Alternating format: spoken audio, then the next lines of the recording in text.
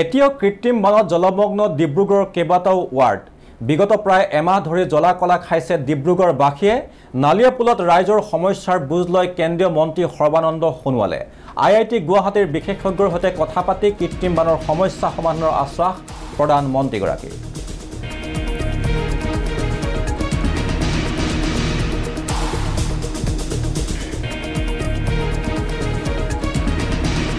আৰু এতিয়াও কৃত্ৰিম বানত জলমগ্ন ডিব্ৰুগড়ৰ কেইবাটাও ৱাৰ্ড বিগত প্ৰায় এমাহ ধৰি জলাকলা খাইছে ডিব্ৰুগড়বাসীয়ে নালিয়াপুলত ৰাইজৰ সমস্যাৰ বুজ লয় কেন্দ্ৰীয় মন্ত্ৰী সৰ্বানন্দ সোণোৱালে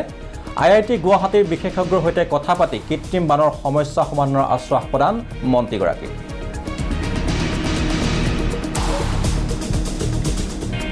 ড্ৰেইনটোৱে এতিয়া পানী খৰকাব নোৱাৰা অৱস্থা হৈছে তাত বহুত ডাঙৰ ডাঙৰ গেট আছে আৰু ফলত গোটেই ব্লকেট আছে গতিকে এইটো এটা অত্যন্ত